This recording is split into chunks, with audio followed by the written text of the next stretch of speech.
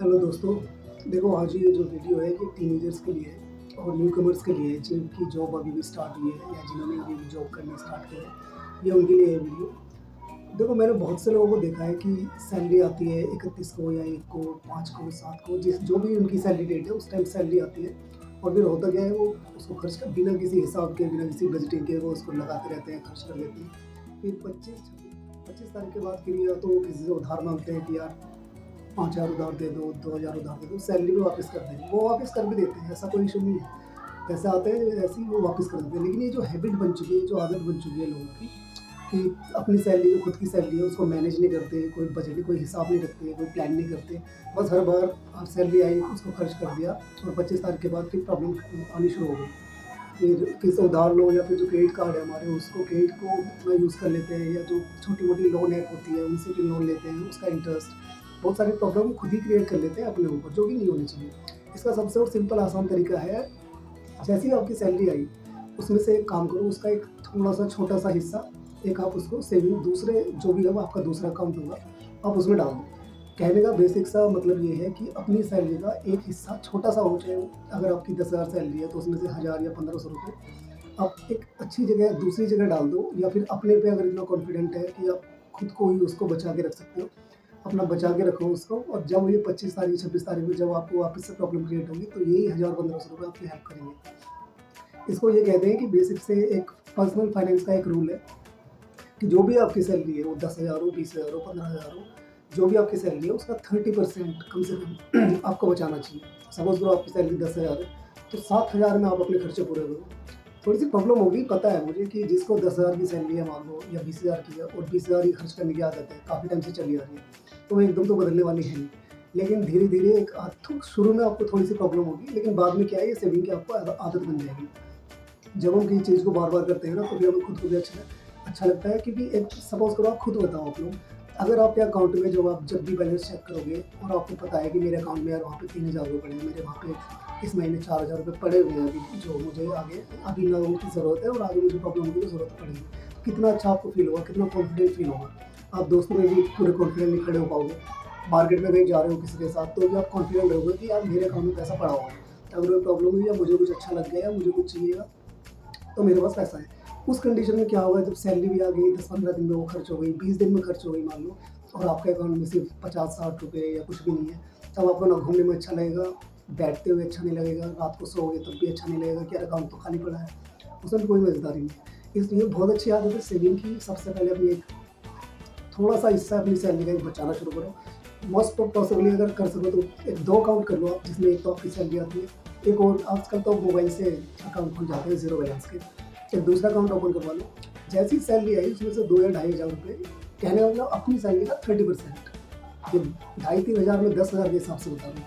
किसी की सैलरी अगर 40,000 है तो 40,000 का 30% 12,000 रुपये है और 20,000 का 30% 6,000। तो 30% अपनी सैलरी का आप दूसरे अकाउंट में डाल दो कि इमरजेंसी के लिए है, जब मुझे कोई ज़रूरत होगी या जब मेरे पे ये वाले पैसे खत्म हो जाएँगे, तब मैं इनको यूज़ करूँगा। ना कि किसी से उधार लूँगा, ना क्रेडिट कार्ड का इतना बैलेंस यूज़ करूँगा, ना ही कोई शॉर्ट जो मोबाइल के ऐप पे आजकल लोन की ऐप चल रही है ना बहुत सारी कि फटाफट 3 मिनट में अमाउंट आपके अकाउंट में क्रेडिट हो जाएगा। उस तरह से बंदे लोन ले लेते हैं, फिर उनका इंटरेस्ट इतना हैवी होता है कि वो लोन के उससे मतलब बेकार हो जाते हैं। सारी जो उनकी सेविंग होती है वो ईएमआई है उसमें ही जा रही है। तो अभी से ये वीडियो मैं इसलिए बना रहा हूँ, जो भी बिगिनर्स हैं जिनकी जॉब अभी भी शुरू हुई है, अभी से अपनी आदत बना लो क्योंकि ये लॉन्ग टर्म में ना आपको बहुत फ़ायदा देने वाला है। जब किसी की हैबिट बन जाती है ना सेविंग करने की, शुरू में आप इसको सेव करना शुरू करोगे, धीरे-धीरे चैनल को सब्सक्राइब कर लो क्योंकि मैं यहाँ पे फाइनेंस और पर्सनल फाइनेंस की वीडियो डालता रहता हूँ। जब आप सेविंग करना शुरू करोगे, फिर आपको ये भी लगेगा कि इस सेविंग को मैं यूज़ कैसे करूँ? पैसे से पैसा कैसे बनाऊँ? फिर आप इन्वेस्टिंग की भी सोचोगे आगे आने वाले टाइम में। अभी सिर्फ जो नए बच्चे हैं, जो जिनकी नई-नई जॉब लगी है, वो सिर्फ इतना करें कि एक सेविंग की आदत बनाएँ, अपनी सैलरी का छोटा-सा हिस्सा सेव करें। उसमें ये मत देखें रिटर्न मिल रहा है, नहीं मिल रहा, बैंक में डाल दें, दूसरा जो अकाउंट है, उतना बहुत है। बाद में फिर जब थोड़े से और मैच्योर हो जाओगे, थोड़ी-सी और जब आपकी नॉलेज बढ़ेगी, मेरे वीडियोज़ देखते रहना। मैं पर्सनल फाइनेंस की वीडियो डालता हूँ, स्टॉक मार्केट से रिलेटेड, एसआईपी से रिलेटेड। तो तब आपको पता लगेगा कि इस पैसे जो मेरा पैसा बचा हुआ है इसको मैं और भी यूज़ कर सकता हूँ और अच्छे रिटर्न इसको बढ़ा सकता हूँ। मतलब अपने पैसे को भी काम पे लगा सकता हूँ कुल मिला के। तो ये है। और जो कॉमर्स और फाइनेंस के लोग हैं, कम से कम वो तो चैनल को सब्सक्राइब ही कर लो, क्योंकि मैं फाइनेंस का खुद बंदा हूँ। फाइनेंस के वीडियोज़ डालता रहूँगा और जो स्टॉक मार्केट से रिलेटेड जो इन्फॉर्मेशन है वो डालता रहूँगा, ताकि आप भी अपडेट रहें। आपको कहीं जाने की ज़रूरत नहीं है, मेरे वीडियोज़ आप तक पहुँचते रहेंगे और आप भी अपडेट रहेंगे। कॉमर्स और फाइनेंस के बंदे तो एटलीस्ट कर ही लो, क्योंकि उनके कोर्स में भी काम आने वाला है, और आगे जब वो पढ़ाई करके मार्केट में जॉब के लिए या अपने किसी बिज़नेस के लिए उतरेंगे, तो भी ये सारी इन्फॉर्मेशन आपके काम आएगी। मार्केट में अपडेट रहना चाहिए, क्योंकि आउटडेटेड प्रोडक्ट नहीं चलता, तो आउटडेटेड आजकल बंदे भी नहीं चलते। एआई का वैसे ही ज़माना है। तो मैं फिर से एक बार रिपीट करता हूँ, अपनी सेविंग का 30% हिस्सा आप बचाना शुरू करो, आपको खुद को अच्छा लगेगा। सोच के देखो, जब मेरी सैलरी आई, सपोज़ करो मेरी सैलरी आ जाए अकाउंट में, और मैंने आते ही उसको एक छोटा-सा हिस्सा अपने दूसरे अकाउंट में डाल दिया। अब मैं अपने खर्चे पूरे कर रहा हूँ, जैसे जो घर के जो ज़रूरी खर्चे हैं, जिनके बिना हम रह नहीं सकते, खाने का हो गया, बिजली का हो गया, ये वो, गैस सिलेंडर वगैरह ये सब। इन सबको करने के बाद जो छोटे-मोटे, मान लो मेरे पे इस महीने में सपोज़ करो मुझे जूते भी लेने हैं या कोई और चीज़ करनी है, वो सब करने के बाद जो मेरा पैसा बचा हुआ है, वो बचा हुआ है, उसको उसको वो उस कंडीशन के लिए रखा हुआ है, जब मेरा मेरी ज़रूरत पूरी होने के बावजूद अगर मुझे कोई इमरजेंसी पड़ती है, तब वो यूज़ करना है। कोशिश करना उसको तुम टच ही ना करो, वो जैसा पड़ा है, नेक्स्ट मंथ फिर उसमें 30% डाल दो, वो थोड़ा-थोड़ा बढ़ना शुरू होगा। आपका जब अकाउंट थोड़ा-थोड़ा धीरे-धीरे बढ़ना शुरू होगा ना, तो आपका जो कॉन्फिडेंस लेवल है, ये भी धीरे-धीरे बढ़ना शुरू होगा।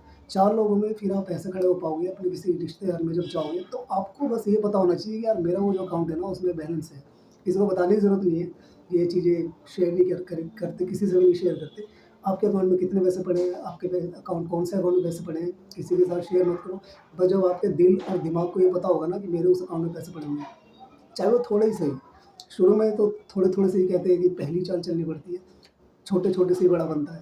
तो छोटा-सा अमाउंट ही सही, चाहे आपके अकाउंट में पड़ा हुआ है, लेकिन वो आपको बहुत सुकून देगा, यार मेरे उस अकाउंट में पैसे हैं। कोई इमरजेंसी या प्रॉब्लम आई, तो मुझे किसी से आके हाथ फैलाने की ज़रूरत नहीं है, और ना ही मुझे कहीं से छोटे-मोटे लोन के लिए इधर अपने डॉक्यूमेंट अपलोड करो, उनके रिक्वेस्ट करो, सिबिल डाउन है तो और भी ज़्यादा प्रॉब्लम, फिर तो मिलने वाला भी नहीं है। तो ये आदत अपनी बिल्ड करनी शुरू करो, बहुत अच्छी आदत है। वीडियो अच्छा लगा हो तो लाइक करो, चैनल ज़रूर सब्सक्राइब कर लो, क्योंकि ऐसी फाइनेंस की वीडियोज़ और पर्सनल फाइनेंस से रिलेटेड अभी मैं इस पे वीडियो डालता रहूँगा। आपको बैठे-बैठे अपडेट मिलती रहेगी, मार्केट में क्या चल रहा है, स्टॉक मार्केट में क्या चल रहा है, एसआईपी का वगैरह, ये सब।